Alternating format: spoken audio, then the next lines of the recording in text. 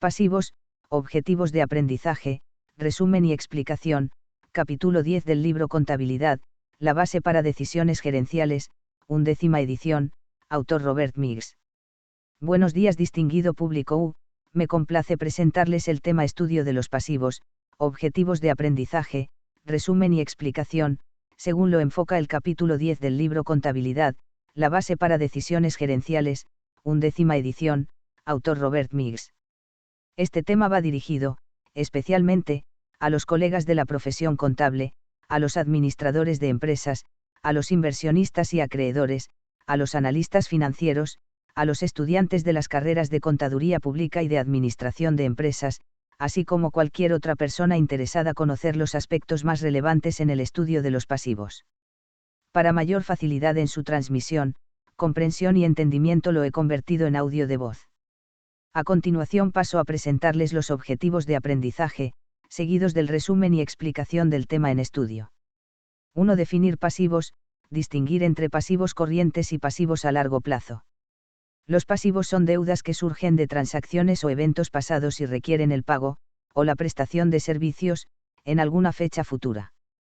Los pasivos corrientes son aquellos que vencen en el término de un año o durante el ciclo operacional de la compañía, el que sea más largo, y que se espera sean pagados de los activos corrientes. Los pasivos clasificados como de largo plazo incluyen obligaciones que vencen a más de un año en el futuro y obligaciones a plazo más corto que serán refinanciadas o pagadas de los activos no corrientes. 2. Contabilizar documentos por pagar y gastos de intereses. Inicialmente, un pasivo se registra solamente por el valor principal de un documento, es decir, el valor debido antes de incluir cualquier cargo de interés. El gasto de interés se acumula con el tiempo. Cualquier gasto de intereses acumulado se reconoce al final de un periodo contable en un asiento de ajuste que registra tanto el gasto como un pasivo de corto plazo por el interés acumulado por pagar. 3. Describir los costos relacionados con la nómina. El costo básico de las nóminas está constituido por los salarios y sueldos devengados por los empleados. Sin embargo, todos los empleadores incurren también en costos por los diversos impuestos de nómina, tales como la participación del empleador del Seguro Social y Medicare, las primas de compensación de los trabajadores y el seguro de desempleo. Muchos empleadores también incurren en costos para los diversos beneficios de empleados, tales como el seguro de salud y los beneficios posteriores a la jubilación. Estos costos relacionados de nómina adicionales ascienden con frecuencia al 30% y al 40% del gasto básico de sueldos y salarios. 4. Preparar una tabla de amortización asignando los pagos a intereses y al capital. Una tabla de amortización incluye 4 columnas de dinero que muestran 1. El monto del pago, 2. La porción del pago que representa el gasto de intereses, 3. La porción del pago que reduce el monto principal del préstamo y 4. El saldo no pagado restante, o monto del principal. La tabla empieza con el monto original del préstamo que aparece en la columna de saldo no pagado. Se termina entonces una línea separada que muestra la asignación de cada pago entre intereses y reducción del principal e indica un nuevo saldo no pagado posterior al pago. 5. Describir los bonos corporativos y explicar la ventaja tributaria de la financiación con deuda. Los bonos corporativos son documentos por pagar a largo plazo transferibles.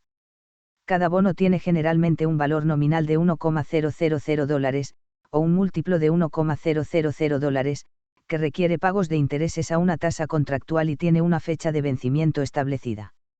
Al emitir miles de bonos a un público inversionista en cualquier momento, la corporación divide un préstamo muy grande y de largo plazo en muchas unidades transferibles.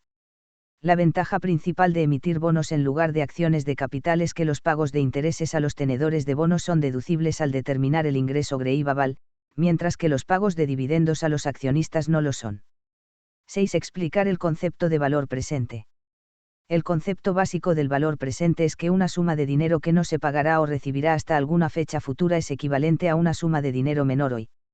Esto se debe a que la suma disponible hoy se puede invertir para obtener intereses y con ello acumular con el tiempo al monto futuro más grande.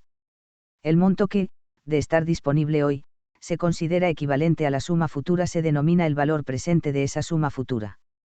El concepto de valor presente se utiliza en la evaluación de todos los pasivos de largo plazo excepto los impuestos diferidos. Determina también los valores actuales de los instrumentos financieros y se utiliza ampliamente en las decisiones de inversión. 7. Contabilizar los costos posteriores de jubilación. El gasto anual de costos de posretiro es el valor presente de los beneficios futuros ganados por los empleados como resultado de sus servicios durante el año en curso. Este monto es estimado por un actuario. En la medida en que el empleador cubra este gasto cada año, es decir, contribuya con efectivo a un plan de pensiones, no surge un pasivo. Sin embargo, el empleador debe reportar un pasivo para cualquier obligación de posretiro no fundado.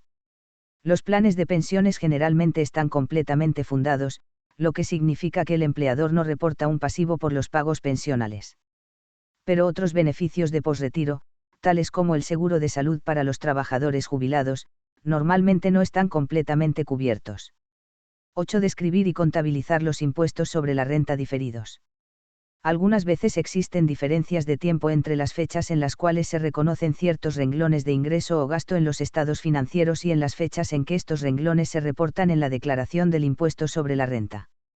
La mayoría de estas diferencias en tiempo dan como resultado la postergación, aplazamiento, del reconocimiento del ingreso para fines de impuestos. Esa porción del gasto de impuestos sobre la renta que se pospone a una declaración de impuestos futura se acredita a una cuenta del pasivo titulada Impuestos sobre la renta diferidos. 9. Evaluar la seguridad de los derechos de los acreedores. Los acreedores de corto plazo pueden evaluar la seguridad de sus derechos utilizando medidas de solvencia tales como la razón corriente, la razón rápida, las líneas de crédito disponibles y la calificación de crédito del deudor. Los acreedores de largo plazo buscan más los signos de estabilidad y de salud financiera de largo plazo, incluyendo la razón de deuda, la razón de cobertura de intereses y las tendencias en la utilidad neta y el flujo de efectivo neto de las actividades de operación. 10. Definir contingencias de pérdida y explicar su presentación en los estados financieros. Una contingencia de pérdida es una pérdida posible, o gasto, que proviene de eventos pasados que serán resueltos sobre la existencia y valor por algún evento futuro. Se acumulan, registran, contingencias de pérdida si, 1, es probable que se haya incurrido en una pérdida y 2, el monto de la pérdida se puede estimar razonablemente. Incluso si no se cumplen estas condiciones, se deben revelar las contingencias de pérdida si es razonablemente posible que se haya incurrido en una pérdida sustancial. 11. Contabilizar bonos emitidos con descuentos o con prima. Cuando se emiten bonos con descuento, el prestatario debe pagar más de la suma prestada originalmente. Por lo tanto, cualquier descuento en el precio de emisión se vuelve un costo adicional en la transacción global del préstamo. El principio de asociación exige que el prestatario reconozca este costo gradualmente durante la vida de la emisión del bono como gasto de intereses. Si los bonos se emiten con una prima, el prestatario pagará una suma menor que la prestada originalmente. Por lo tanto, la prima sirve para reducir el costo global de la transacción de préstamos. Nuevamente, el principio de asociación exige que esta reducción en el gasto de intereses se reconozca gradualmente durante la vida de la emisión de bonos. Los negocios tienen dos medios básicos de financiar sus activos y sus operaciones de negocios, con pasivos o con el patrimonio de los propietarios. Les doy las gracias por la atención prestada a este contenido, esperando que haya contribuido a ampliar y fortalecer sus conocimientos en relación con todo lo relacionado con el pasivo como elemento importante del balance general, así como una fuente principal del financiamiento del activo.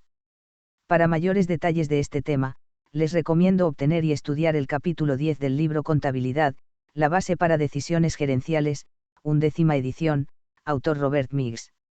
Se despide de ustedes, muy cordialmente, el licenciado Luis Ernesto Encarnación, profesor del Departamento de Contaduría Pública de la Universidad Tecnológica de Santiago, UTESA.